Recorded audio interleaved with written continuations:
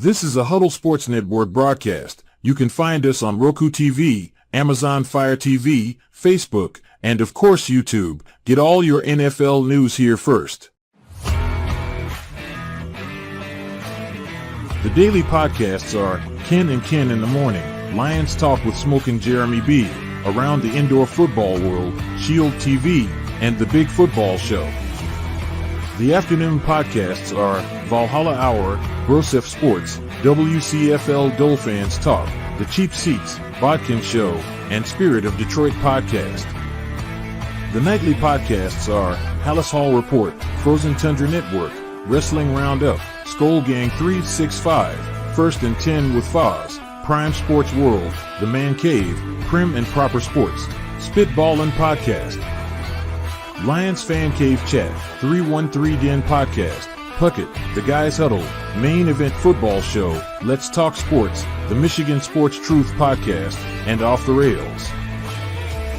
Hope you enjoy all the shows and feel free to comment. This is a Huddle Sports Network broadcast. You can find us on Roku TV, Amazon Fire TV, Facebook, and of course YouTube. Get all your NFL news here first.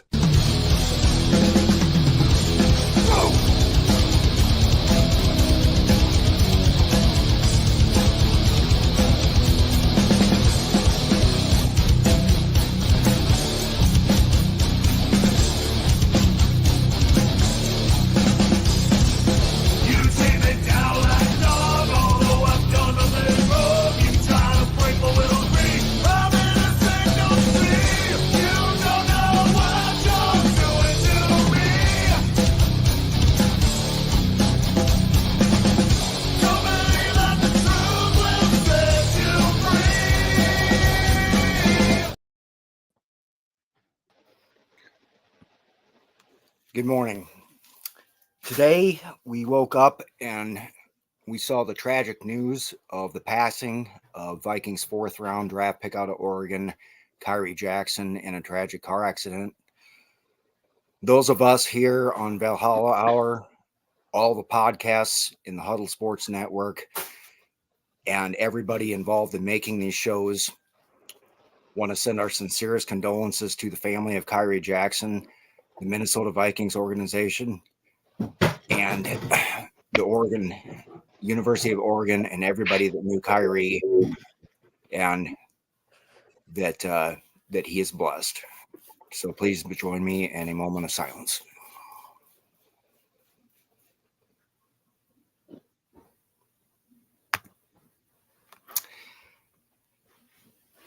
Well, normally we go around the horn, we do our good mornings and everything. This is definitely not the way we wanted to kick this show off.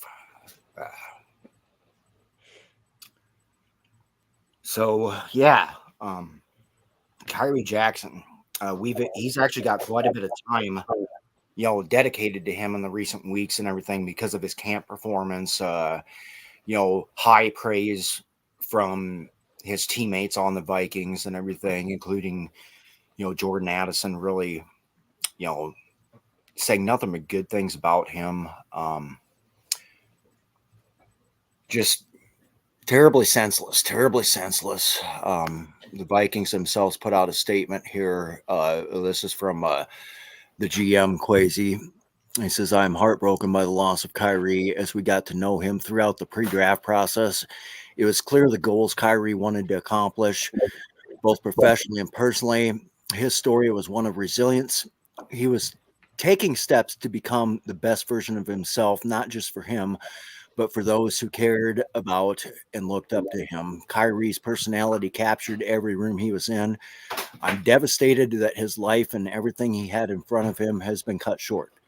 My thoughts are with Kyrie's family and friends, those who played with and coached him in college, and his teammates and coaches here at the Vikings." Great summary. Many people were saying after camp that, he was taking a lot of reps at the cornerback 2 position, on the outside. And we now know that he was a passenger in a car that was struck by a driver that was driving recklessly. There's we don't need to really get into a lot of details, but it's probably the worst case scenario in terms of what a tragedy could be, and it's just from what you have posted, Rob, this morning, from what Maryland State Police have said, apparently it was a very, from what I could imagine, a very graphic car accident, and we won't get into details, but apparently at the end of the statement they said alcohol was possibly a factor in the crash. right.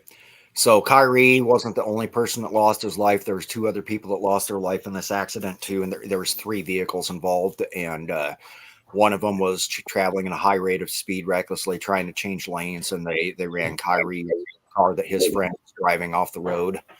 And the Maryland State Police have cited alcohol as a possible factor. So I mean, that doesn't make anybody feel any better about anything, especially coming off of a 4th of July holiday. Young man, 25 years old, just absolutely tragic,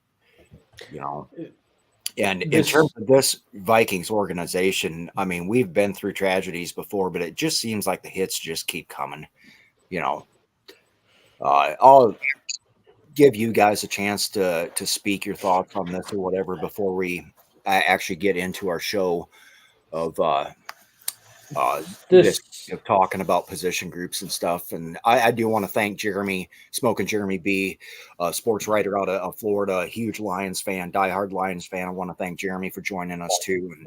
And Jeremy, you've said a lot of really great things about this and everything, and I know you've had things that have affected you personally like this. And thank you for being here, Jeremy.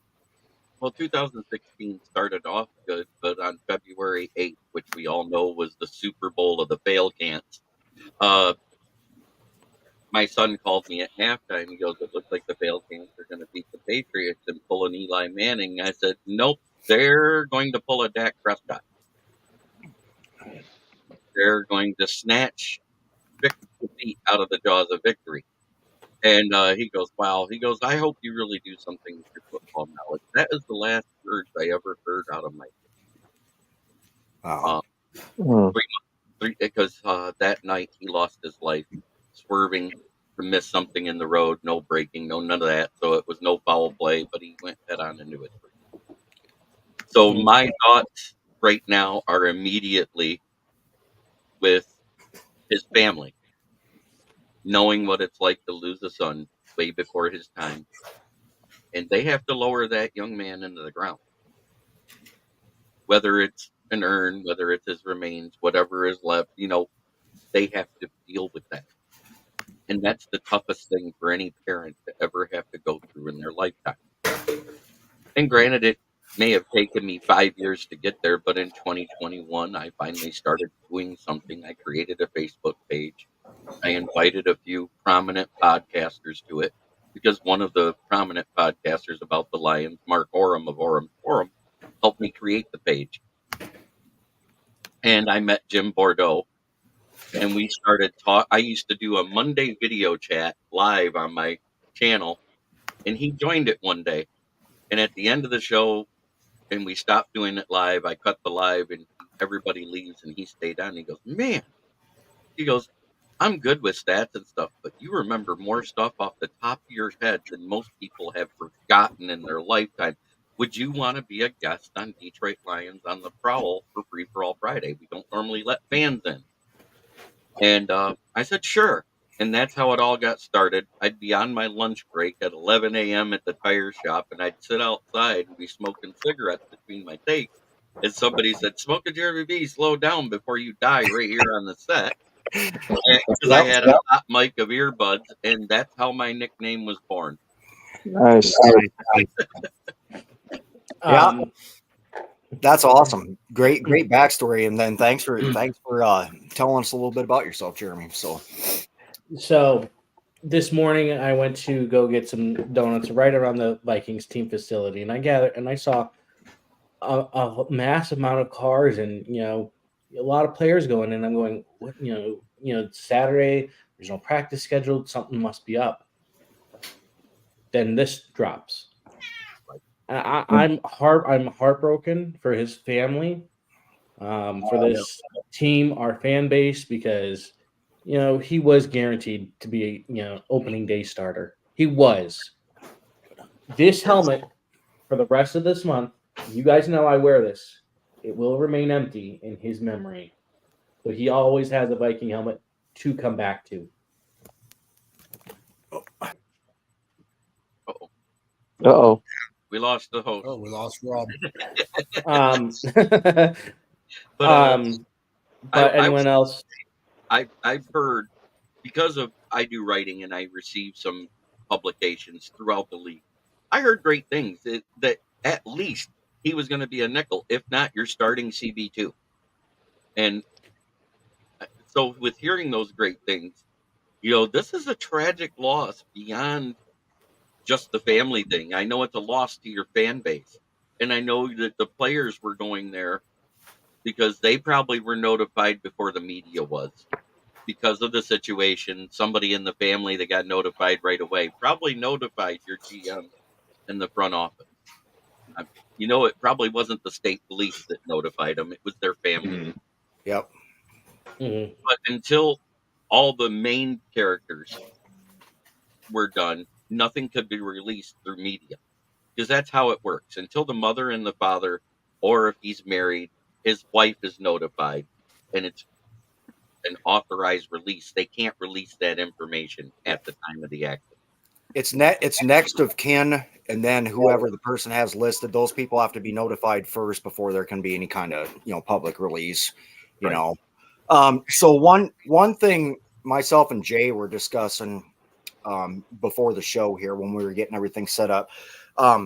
Maybe Jeremy, when something like this happens, because you don't have this happen very often, the NFL does have some kind of a pension and compensation package that does get paid out to it's less than the a next fix. I think you regain basically his contract at no cost. You know what I'm saying? So right, you but can replace the payer, and then I think if there is a compensatory pick, it's fifth round or later. right, but they do send the money and compensate the family, his Yes. benefactors, right? Any of his bonus that would have been stretched out over the length of the contract, I believe that goes, plus a bereavement fee to help cover funeral expenses. Yep. I believe that's part of the whole thing that they negotiated in the first CBA back in 2008. And I think the first time you guys dealt with this was when Corey Stringer died at practice, Yeah. which is what ended two-a-days for all NFL teams, if you remember right. Right. Yeah. And that that ended up in a lawsuit. And his widow Kelsey Stringer ended up getting, a decent settlement from the Vikings and the NFL, stuff like that, because it happened at the facility and whatever. But the Vikings have usually been really, really incredible about taking care of players that suffer tragedies. Like Sharif Floyd would have probably had a good longer career with the Vikings and everything until a series of personal tragedies happened to him. The Vikings did the right thing. They paid him out his contract. They gave him a pension, stuff like that. I have to think the Vikings will take care of the family of Kyrie Jackson in the best ability that they can under the letter of the law and the NFL rules that govern such things. I want to touch on that a little bit. I know this is not the proper time, but NFLPA just released a report card earlier this week, and in the treatment of families category, Minnesota received an A grade, first place out of 32 teams. Mm-hmm. This is why players want to come here, is because you're not just part of the team. Your family comes with you. We treat your family like like VIPs. And I hope Kyrie's family knows that they're going to be VIPs, and I really hope at home opener, we do something for his family and for him to recognize. Oh, I have no doubt that they will. No doubt at all. And in my team's defense, they're rated so low because for decades we were awful. I'm not going to lie. The front office now does more for their former players and stuff like that now And Right. I'm quite sure as they go forward, if this front office and everything remains intact, they'll move up that list. Yep. And you look at it's kind of similar with what you guys have with Dan Campbell and what we have with Kevin O'Connell right now. The coaches, unlike what we used to have with Mike Zimmer, I mean, at the end of the day, fans want your team to win, but you're not going to win if players don't want to play for their coach, or if they feel like they're intimidated, or that they're getting the short end of the stick, or they just don't have a voice, they're not being listened to, they're not being utilized properly. Players want to play for Kevin O'Connell, and you can tell how he interacts. You can see the videos from practices, how he just banters back and forth even. Same thing with Dan Campbell. He's one of the boys, he's one of the guys, but they all know he's the boss at the end of the day. But players, you can tell on the Lions, you can tell, on the Vikings, players players want to play for these coaches. And that's the biggest thing. And you guys have a beautiful facility up there too, Ford Field. I don't think there's any team that's made as many improvements as you guys have it just recently. Let's just say in the past 5 to 6 years, in terms of your front office, in terms of your drafting, putting the right personnel in place for your staff, and now players want to go to Detroit.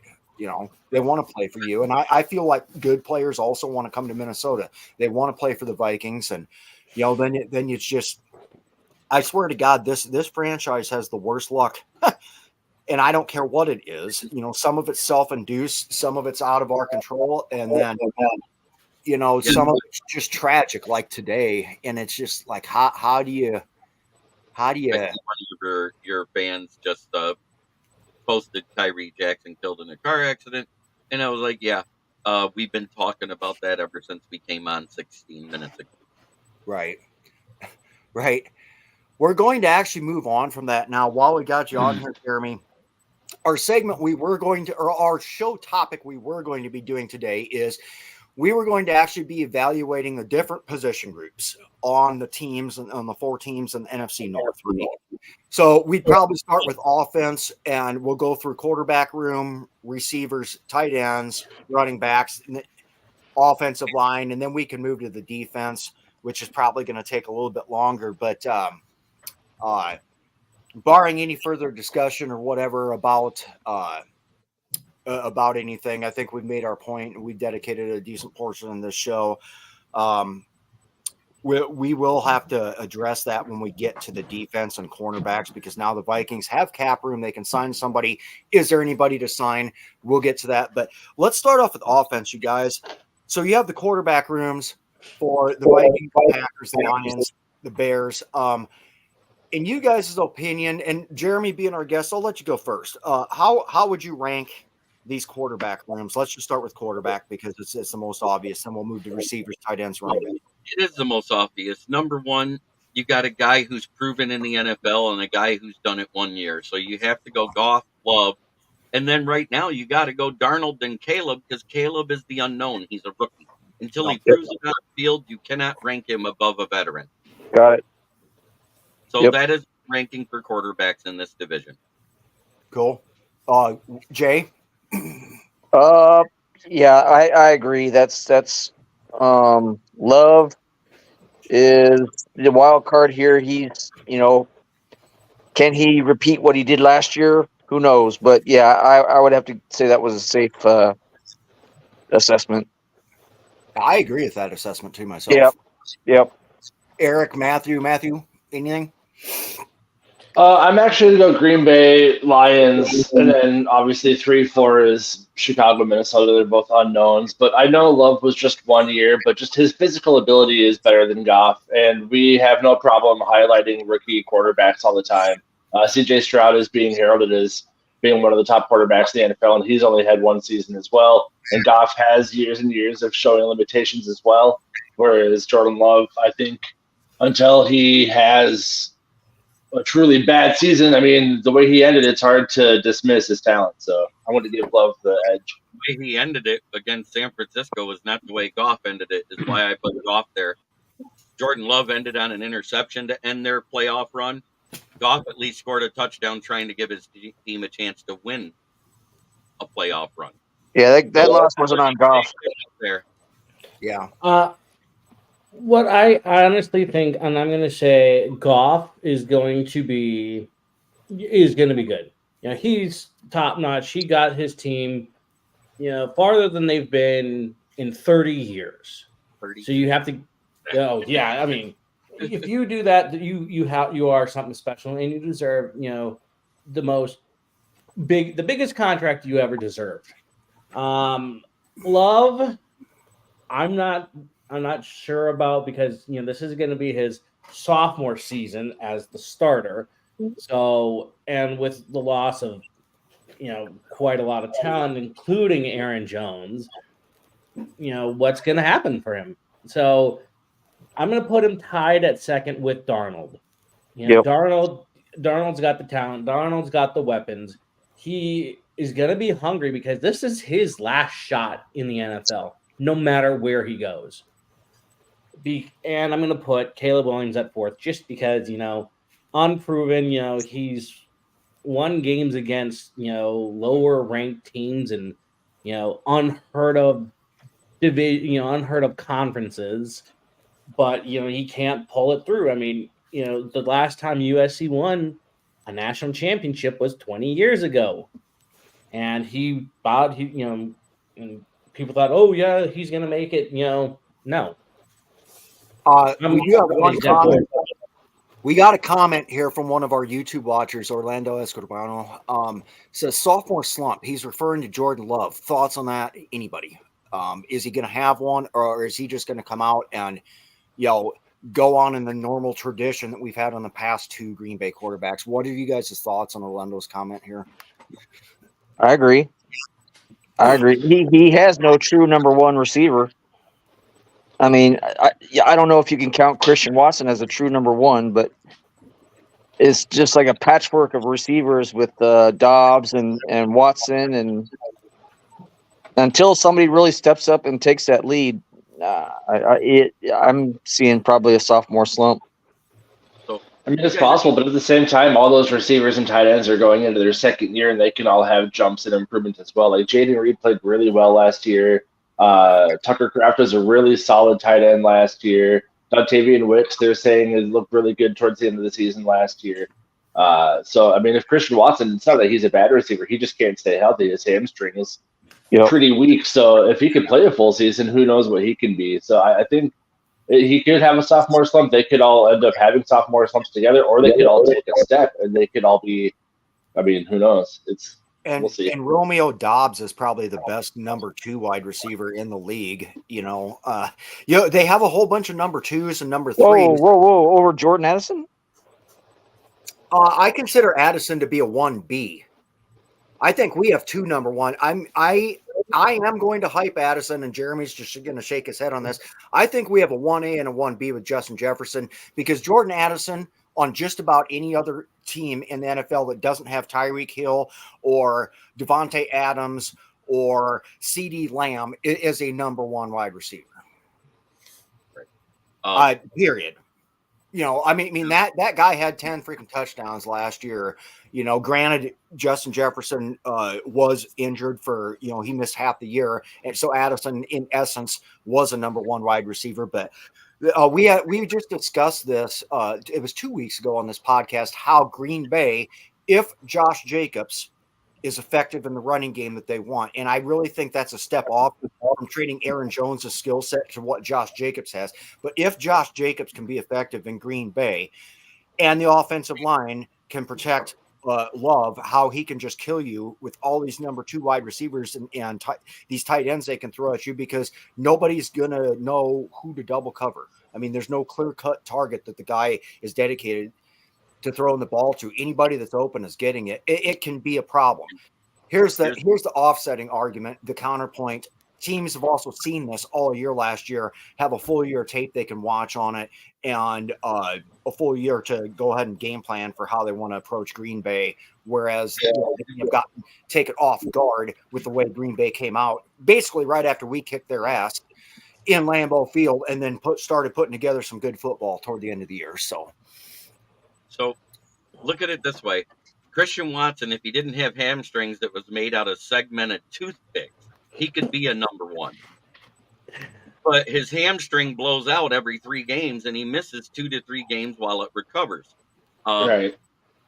Jordan Addison, yeah, he's very close to a 1. I can't put him as a 1, but a 1B, maybe a 2A is what he is. It's one or the other. And he needs a second season to prove that he's that guy too. You know what I'm saying? We've only got 1 season. Jordan Love, you have a tale of 2 halves of the season. Yep. During the first half of the season, when the running game wasn't working, the O-line wasn't protecting, we saw what happened.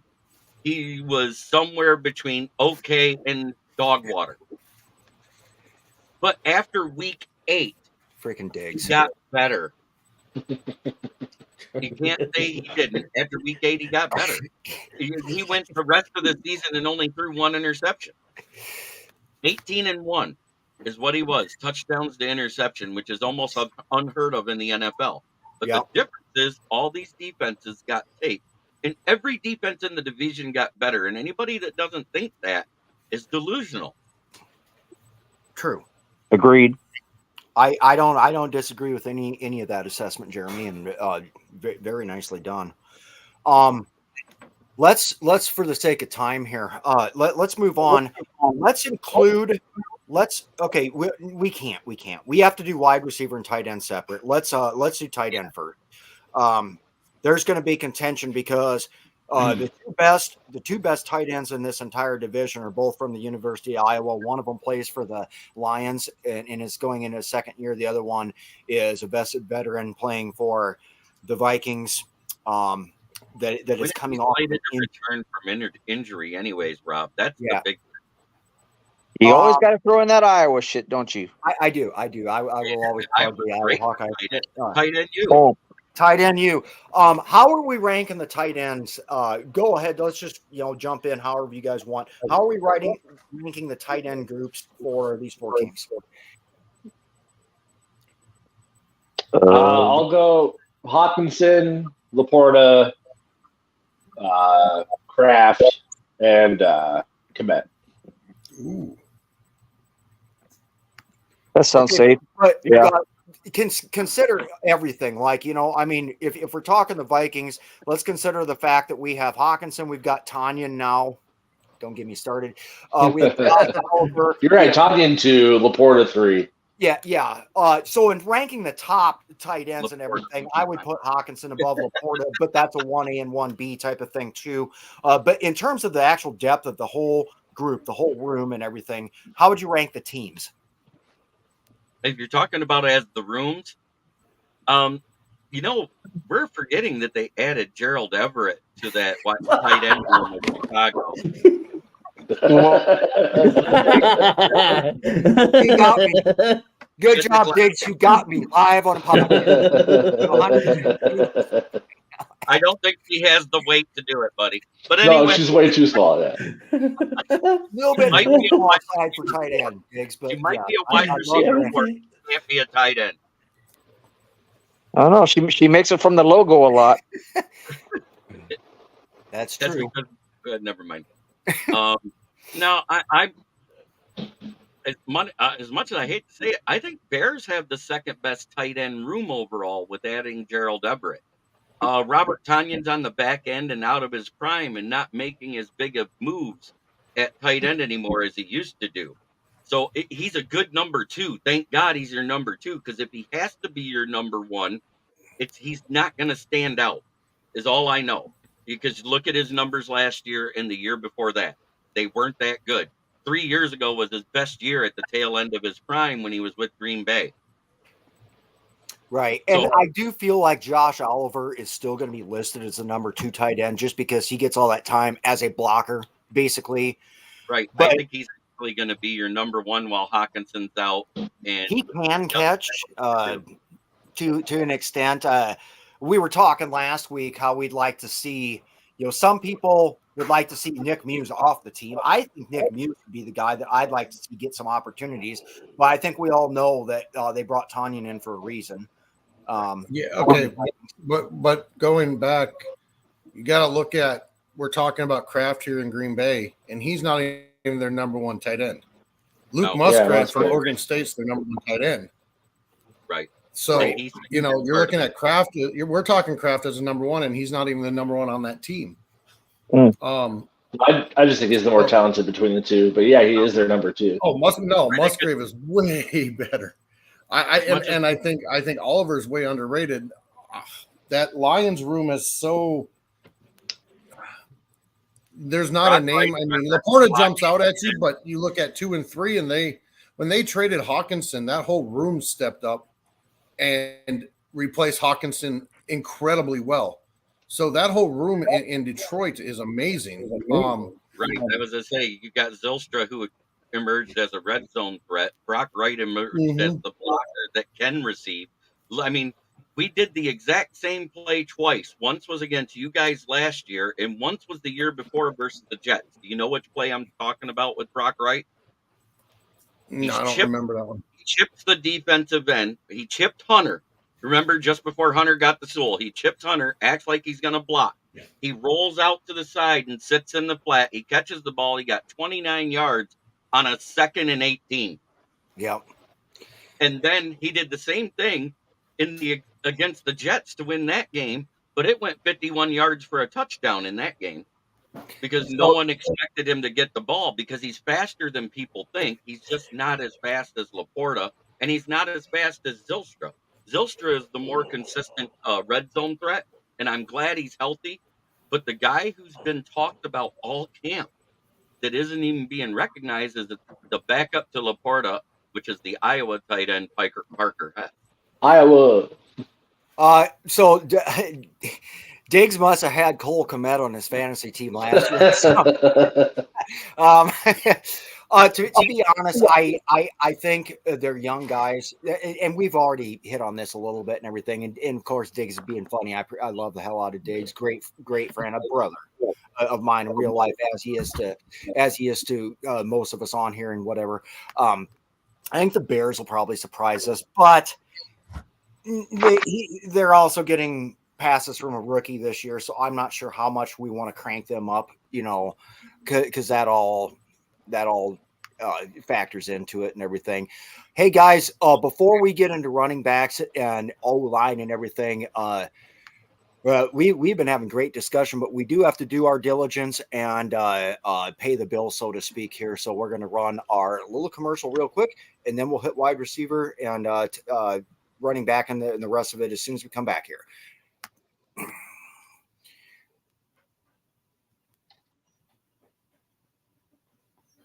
And why do we have no vocals? Okay. Wrong thing. This is a Huddle Sports Network broadcast. You can find us on Roku TV, Amazon Fire TV, Facebook, and of course YouTube. Get all your NFL news here first. The daily podcasts are Ken and Ken in the Morning, Lions Talk with Smoking Jeremy B, Around the Indoor Football World, Shield TV, and The Big Football Show. The afternoon podcasts are Valhalla Hour, Broseph Sports, WCFL Dolphins Talk, The Cheap Seats, Bodkin Show, and Spirit of Detroit Podcast.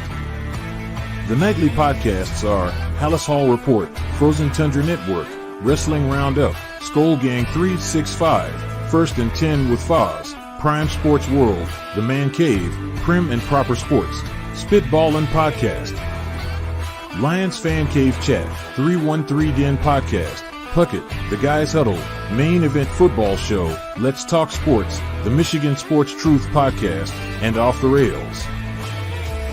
Hope you enjoy all the shows and feel free to comment, like, share, and subscribe. So, one of my subscribers, because I shared it to my YouTube channel, asked, should I share our sponsor? And they said FTP. FTP is my fake sponsor that doesn't pay me a dime, but I got a big meme that shows two lions facing each other with hashtag FTP down the middle. Nice. And we all know what FTP stands for, right? Well, since we're on Roku, let's say it the proper way. It's Fornicate the Packers. Yep. All right. Let's get into wide receivers. This is going to be a good one because, to be honest, we've already discussed a little bit about the fact that Green Bay has a whole bunch of number twos, but they're good number twos, and they've got a couple guys going into year 2 that in Jaden Reed, Dontavian Wicks, whatever, that could show some promise here. Minnesota's got probably the premier superstar in the league with Justin Jefferson. The Lions have a top 5 guy that's a $30 million a year player in Amon-Ra St. Brown and J-Mo, everything else. The Bears ended up grabbing Keenan Allen. They've got DJ Moore. And then they drafted Rome Odunze, very high in the draft. And how do we even start approaching this? I got to go with when you have Justin Jefferson, Jordan Addison, that's a lot of star power. Like I said, I think that's 2 number ones. Then we don't have like that 3 deep guy yet, but they've got Brandon Powell, they've got Jalen Naylor, and then they've got a whole bunch of young guys that we were talking about. And there was a comment earlier, are the Vikings going to try and get another wide receiver? Well, after this morning, I doubt it. I think they're going to pick up another corner. I think we're going to roll with Powell, Naylor, and whoever else, because realistically, for the Vikings, number 3 wide receiver, your 3 deep is TJ Hawkinson, who is a tight end anyways. So this is going to be good. I say Vikings are 1 with the Lions as a very close second. Bears is a 3rd because Keenan Allen is older. He has career days against the Vikings and then disappears against a lot of other teams. DJ Moore he didn't do shit against us last year, period. And then and maybe that's a homer take. I don't really care if it is or not. And then the Packers, they don't have any real star power. They think they do, but they've got a whole bunch of number 2s that can kill you in a wide variety of ways. So maybe they deserve to be higher. But then again, our position groups at wide receiver and tight end, for that matter, are significantly better in the NFC North than any other division, in my opinion. So just because somebody comes in 4th place on this doesn't mean they suck. They're better than a whole lot of teams. We got a lot of in this division. Take it away, Jeremy, on wide receivers. What do you think? I'm actually going to go right down the PFF list, which matches exactly what you said. The Vikings are 4th in the league at wide receiver because they don't have a true number 3. Number 2 at 7 was Lions. At 11 was the Bears, and at 17 was the Packers. And they said the exact same thing. There is nobody bad on any of these rosters. It's just there's a lot of unprovens on all of these rosters outside of the Vikings and Lions. Yeah, definitely the Vikings have to take the number 1 spot in the North. You got JJ and you got Addison. What more? I mean, you have the best duo. And last year, when JJ was hurt for most of the season, TJ Hawkinson stepped up to be a very serviceable replacement at tight end. Yes, he was playing injured, tried to bear through, try to play through the pain. And Jeremy, he was one Lion that I really had my eye on every time that we played against him because he knew how to burn us. And but he only showed up in like 3 games a year for Detroit. Mm-hmm. He missed a lot of time in Detroit due to injury, and no fault to him. I understand it. Players get injured. You can say I love our guys, but J-Mo and DPJ are questionable. But what DPJ has is something you don't know if they have with the Bears. DPJ has an 82.5 contested catch rate, and that's what they're basing it off of. His PFF grade plus his run blocking. You don't know if you have that with Rome Odunze because he hasn't played it down in the NFL. He's an unknown. Keenan Allen, you don't know if he's going to play more than 8 games. He's done it twice in his career. So Keenan Allen's on the end of his career. Yeah, and like the odds are he plays more than 8 games are slim just because he is on the back end of his career. Right. Because he's 31, 32 years old? Yeah. Yep. Jay, you're muted. Jay, you're muted. Jay, Unmute, Jay. Got it. Sorry. Hey, wide receiver 3 for the Vikings, please step forward. That's all I ask. Somebody, anybody, Powell, Naylor, Lucky Jackson, somebody, please step up. That's all I got to say. I know who gets my vote, and it wasn't any of those guys, but Who do you got? Malik Knowles. Okay, I go with You it. know I what? don't care who it I'm good is. with that. Somebody got to I step like up.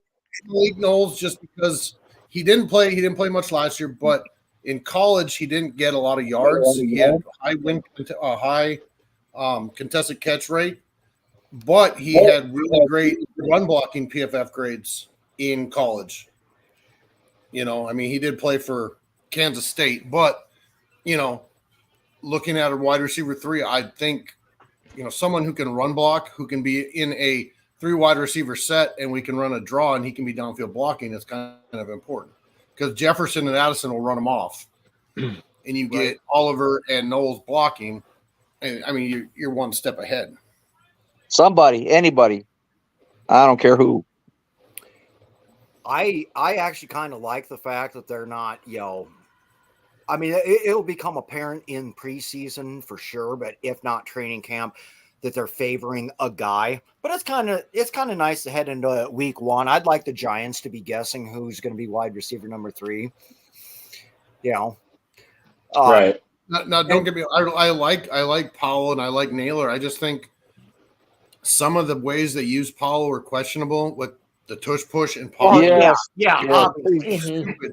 Naylor hasn't stayed healthy since his junior year in college, so you know, I just it's you know, the fact that Naylor just has bad luck being out, and he was sick the last 3 days of team activities. You know, something's got to give in that wide receiver 3 spot, but I think Powell is probably going to end up winning it. He's not what I would like as a wide receiver 3. Agreed. Yep. That is Yep, exactly and, what me and Campbell said. you got some good agreements from Orlando watching here on YouTube and everything on the blocking, and that is a, you know, that's a very valuable assessment too. You know, let's as time is dwindling here, let's hit running backs quick, and then running backs, O-line, and then switch to defense. Running backs, I don't have much of an opinion because everybody has very capable guys on their team.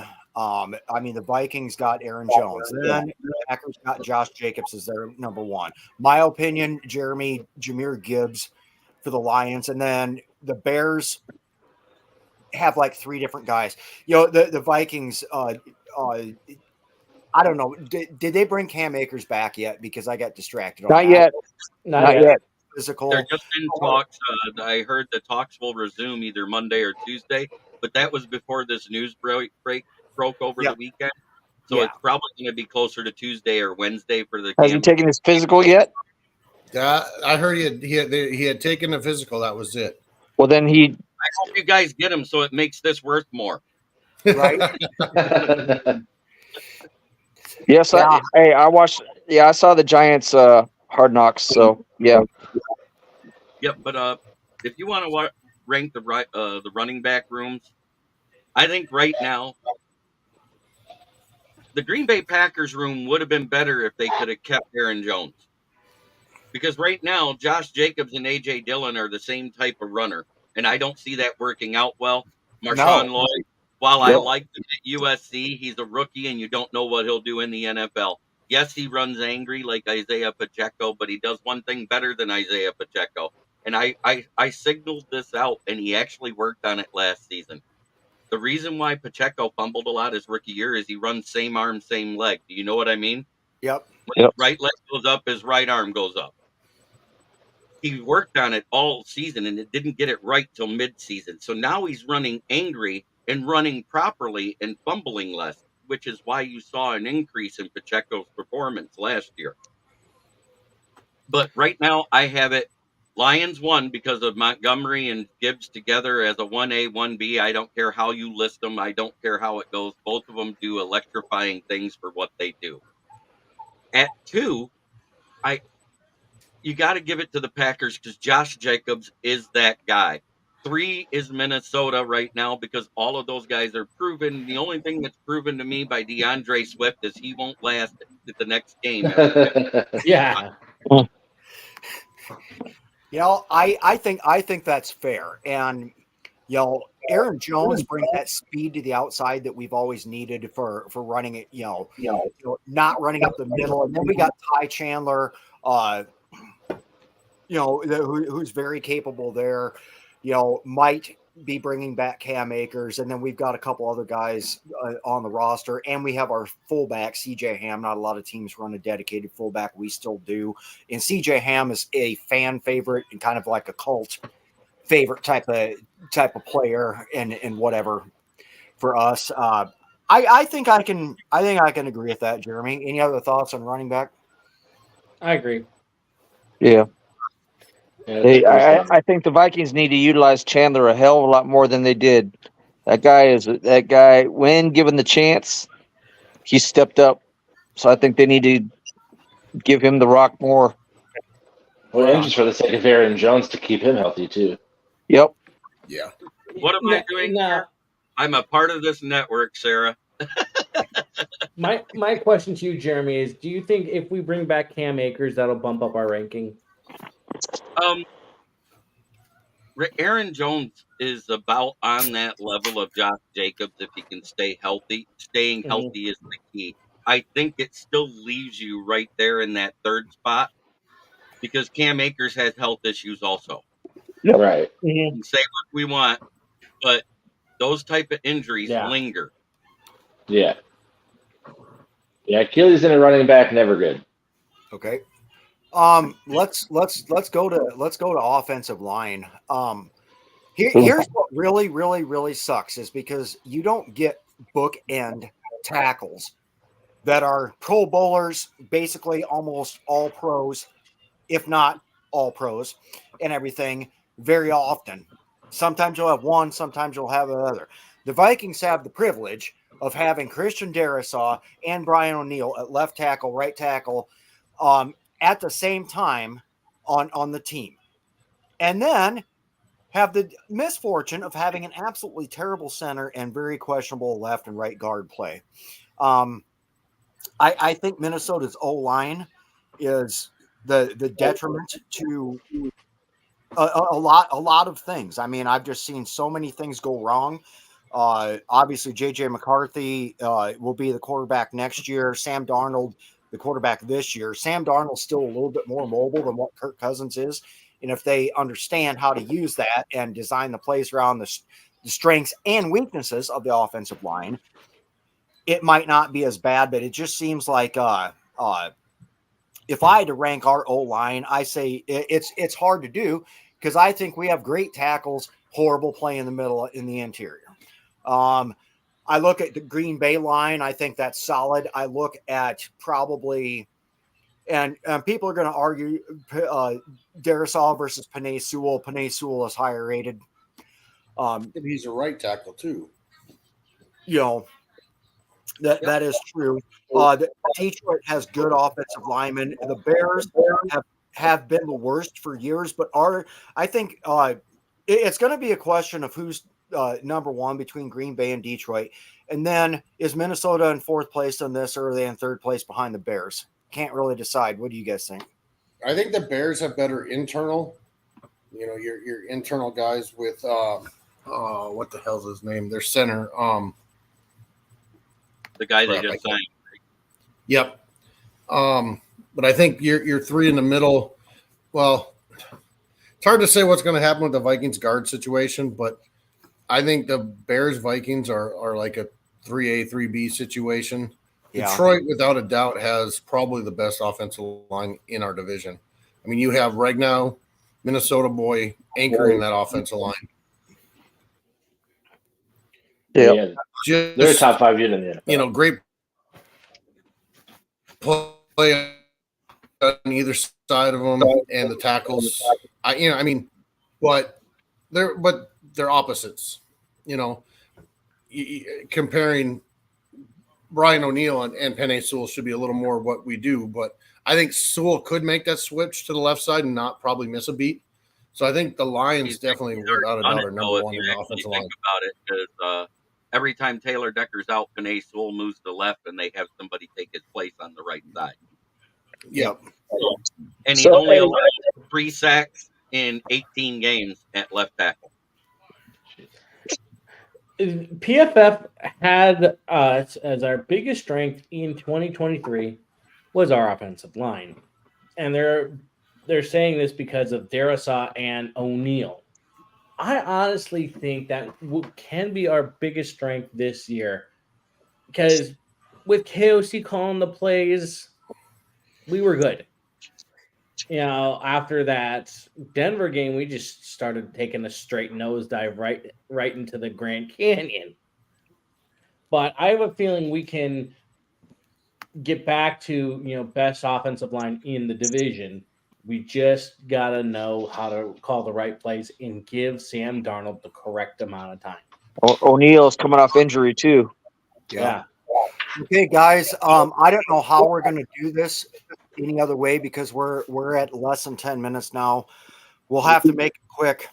We had such a Do defense next week. show today, but in terms of defense, we're going to have to go front seven. We're going to have to do everything. We're going to have to do front seven on defense, which includes your edge rushers, your interior defensive linemen, and your linebackers all in one group, and then we're going to have to do the secondary as a group to cornerbacks and safeties. So let's try and hit this. We have 7 minutes to do this. Let's see if we can do this. Comparing teams' front sevens and everything. Minnesota, 3 big rush signings with Jonathan Grenard, with or acquisitions, I should say. Drafting Dallas Turner, and then grabbing Andrew Van Ginkel from Miami. And then you also bolstered the linebacking core by also signing Blake Cashman from the Texans. I think a lot of improvement in free agency and the draft in that front seven. And then you've got guys like Ivan Pace Jr. and whatever else. And we also got the top undrafted free agent again this year, who it would be great if he enjoyed the same degree of success as Ivan Pace Jr. did last year. I think Minnesota is somewhere around 2 to 3 on our front seven, with the potential to be great. Keep in mind, this defense between 2 years ago and last year improved from number 31, went as high as number 5 ranked defense, finished number 13 in the league. I do like the rush that the Lions have. I think the Lions are pretty much a mirror of the Vikings because they have all these weapons in the front seven. The question is at corner. The Vikings signed free agents. Okay. They went out and they got Shaq Griffin and whatever else. We also drafted in this, touchy subject. We don't need to revisit this, but we have drafted guys.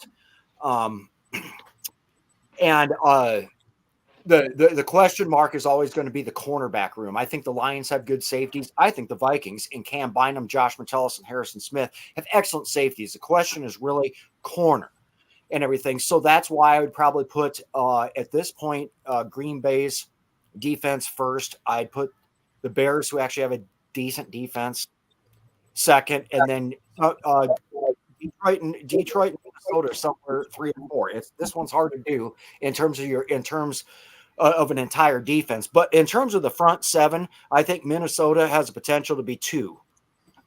So I'm gonna go front seven. I'm gonna go Detroit, Minnesota, Green Bay. That's going to really piss the Packer fans off, but that's kind of intentional. And then round that out with Chicago. So what do you guys think on that? I actually think the Bears front seven are the best in the division. Okay. I'm not going to lie. With the additions they made and the way they played last year, remember, they were the only team in the division that was better against the run than the Lions. So you got that. They improved their passing defense after they added Montez Sweat, because once he started adding pressures, almost no one was throwing big yards against them. Right. So I got them at 1. I got it Lions or Vikings at 2, and I got the Packers in the basement. And that the only reason why I'm saying that is that with their D line, you know what they got with their edge, and you know what they got with their D tackle. Who's their DT2 and switching to a 4-man front, because they've been a 3-man front forever. You know what? That is a good point. That is a good point. So that is why I ranked it the way I do. And it's not a knock against Packers fans because this division is very competitive. If you're in the top 4 of this division, you're probably in the top 15 in the NFL. Right. Period. Yeah. I think our Achilles heels are nose. Yeah, We haven't had we haven't had a true nose since Linval was okay, but probably Fat Pat Yeah. Mm-hmm. was or Jerry Ball. Well, one of those guys. You know, you need somebody to just stuff the middle. I mean, completely shut it down with the additional pass rush, you know, added in there. So that's we need somebody to step up there too. Somebody not Right. named Jerry Tillery, right, Jay? Correct. Yes. So Jerry Tillery was moved outside at Houston because he couldn't handle the rigors of defensive tackle. Remember, he got hurt at the beginning of the season and then got moved outside. right, he's not big enough to be a nose tackle. PFF Time for actually, Taki. they, Go ahead. so they said PFF is projecting Jerry Tillery is going to be one of our starting defensive interiors. That ain't gonna happen. Hey, but on this subject though, I hate to say this, but I think McLaughlin, our undrafted free agent, is he's almost a carbon copy of Jackson. He's tall, lanky. He's a stick-em type of defensive back. So I hope he steps up too to take that. Jonathan Winkleman just commented on that too. I love Dwight McLeather. Yes. I think he was top 5 in PFF in man coverage too, if I remember correctly. Of last year's college football, I think McLaughlin was like 3 or 4 in man-to-man coverage. You know, I mean, granted, PFF isn't a catch-all, save-all, but they're it's a good tool to use. But I mean, he was top 5, so the potential's there. Sad to say, the situation this is gonna bump him up big time. Yeah. I mean, Now, secondary, is as much as I hate to do this, it's Bears, Packers, Vikings, Lions until proven otherwise right now. I don't disagree with you. The only thing I will say, if your rookies pan out, because you guys chose to address the corner, specifically the cornerback position through the draft, And that's what you're forgetting. We added Carlton Davis and Amik Robinson, which are immediate upgrades from Cam Sutton. Okay. I'll give you that. But in terms of looking to the future, I think in 2 to 3 years, if the guys pan out, because it does take a couple of years to develop a corner, I think you're doing good. The Vikings have the stop gaps with Byron Murphy Jr., Shaq Griffin, that kind of stuff. And, unfortunately, our plan for development took a massive hit this morning with the unfortunate news with Kyrie Jackson. And we did have a 15-minute segment at the beginning of the show discussing that and whatever. I'm also not going to disagree with your ranking. We have about a minute left. Guys, chime in on the secondary, and then we're going to have to close this thing out. Packers, it'll be interesting to see with their new defensive coordinator and Xavier McKinney getting them at safety is going to be a huge upgrade. So we'll see what the Packers can do. Nah. Yeah, the Packers' whole defense, like he said, with the new defense coordinator is going to be different. Anytime you change from a 3-4 or a 4-3, go in a different direction. And, in the NFL, you can't make a massive change. So you got to use what you got at least that first year. So that could be an interesting factor in how the division plays out. Right. Well, hey, guys, we're right up on our time here and everything. I want to thank Jeremy for joining us. Thanks a lot, Eric, Matthew, and Jay. I will be embarking on my last actual assignment for the next 4 weeks. I will be back the second week in August, and Matthew's going to cover down. We'll have some special guests. You guys all enjoy training camp, and I will see you guys in 4 weeks. And thank you so much for tuning into the Valhalla Hour today and for watching all of these wonderful shows that we have here on the Huddle Sports Network. So until next time, Skol, and we'll see you. So This is a Huddle Sports Network broadcast. You can find us on Roku TV, Amazon Fire TV. This is a Huddle Sports Network broadcast. You can find us on Roku TV, Amazon Fire TV, Facebook, and of course YouTube. Get all your NFL news here first. The daily podcasts are Ken and Ken in the Morning, Lions Talk with Smoke and Jeremy B, Around the Indoor Football World, Shield TV, and The Big Football Show. The afternoon podcasts are Valhalla Hour, Grosef Sports, WCFL Dolphins Talk, The Cheap Seats, Bodkin Show, and Spirit of Detroit Podcast. The nightly podcasts are Hallis Hall Report, Frozen Tundra Network, Wrestling Roundup, Skull Gang 365, First and 10 with Foz, Prime Sports World, The Man Cave, Prim and Proper Sports, Spitballin' Podcast,